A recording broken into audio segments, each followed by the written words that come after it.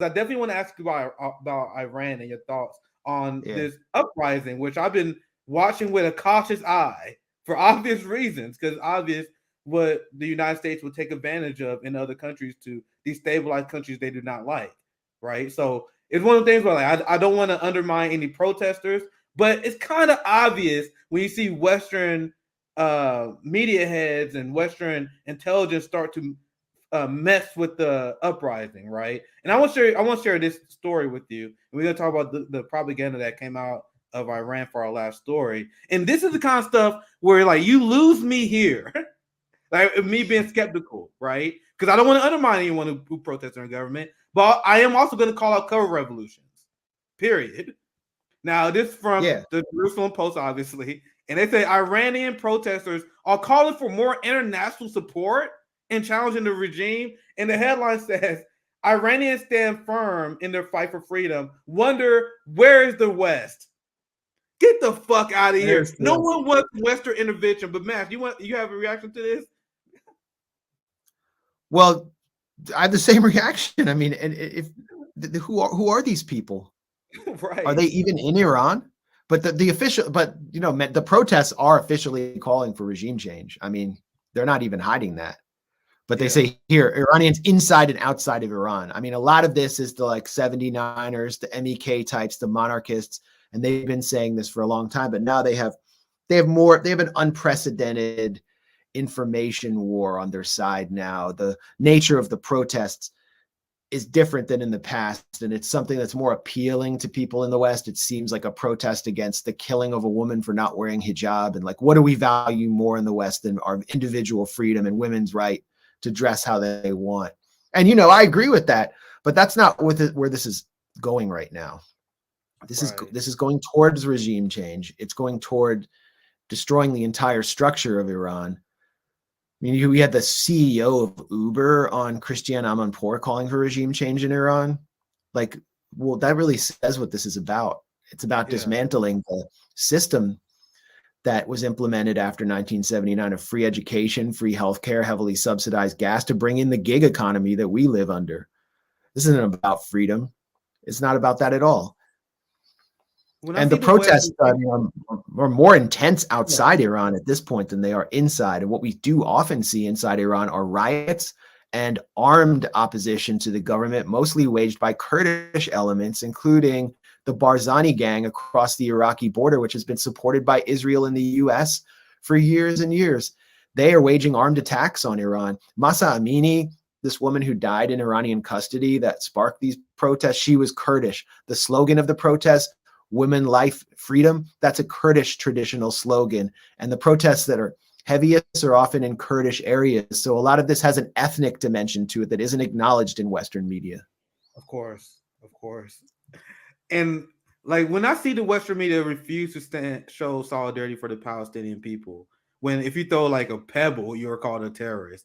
And then whenever I see the West show overwhelming support for a protest that just so happened to be in a country that we've been antagonizing for decades now, that we want a regime we want to overthrow, how can we not be skeptical as anti-imperialists about this? You got the CEO of Uber talking about she's standing in solidarity with the brave people of Iran. You have people calling for regime change. That they all and the people who are like showcased in the West, their ask is always very conveniently exactly what the West want. And I don't know, man. If I was, Yeah, go ahead, feel free. Go exactly. ahead. Yeah, if the U.S. is totally behind a protest movement or Israel is behind a regional protest movement, you can pretty much write it off as being progressive in any way. And it's our job to call that out. It's not our job to get involved in other countries' affairs. I don't believe women should be forced to wear hijab or told which way to wear their hijab, but it's not my country. It's not my society. It's not my place. Okay, so I'm not a cultural imperialist, and it's just pathetic that a lot of anti-war organizations reflexively supported the protests without even. It's not your place to issue a statement in favor or against it. Yeah, it's not my Just business. warn against the consequences of external elements weaponizing the protest. But they don't do that. They always have this premature ejaculation where they have to do that to maintain their credibility. And it was the same in February 2022 with a lot of anti-war groups in the Ukraine proxy war, where they all felt like they had to come out and condemn. It's not your country. Your country is actually Ukraine, because the whole Ukrainian government is being propped up by the US. So stay out of it. But, you know, it's Yeah, not what it was. yeah, It's my ridiculous. ideology, I believe that you should lead by example as a society. Like, not don't Yeah. be a cultural imperialist, mind your business. But if you live in a society where you allow democratic change through protest, if you take care of your proletariat, the members of your working class, increase the life expectancy, house your people, have a happy society while not getting involved in other countries, you can influence people you do trade with.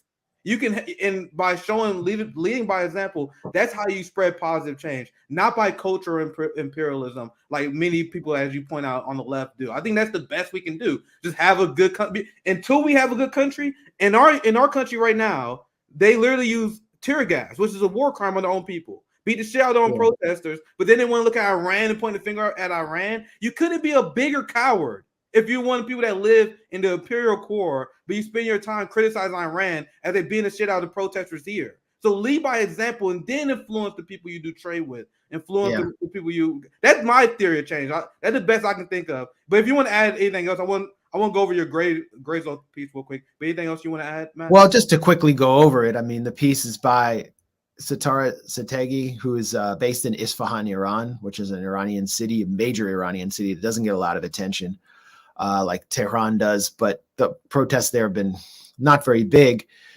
And Christopher Weaver, who works with us at the Gray Zone, he produces our show that's now on Pacifica Radio in New York and LA. And they put together a collection of 10 of the fakest fake news stories about Iran. I mean, as I said, this is an information war. It's playing out this was crazy on Instagram. It's playing out on Instagram with a lot of celebrity influencers who've never thought or spoken about Iran before and are suddenly weighing in, introducing false claims that Iran sentenced 15,000 protesters to death, just completely fake. There's another story that got a lot of attention that basically relied on an image from a movie that was something like 7 years old. And this image keeps being repurposed of a father dancing for his dead daughter.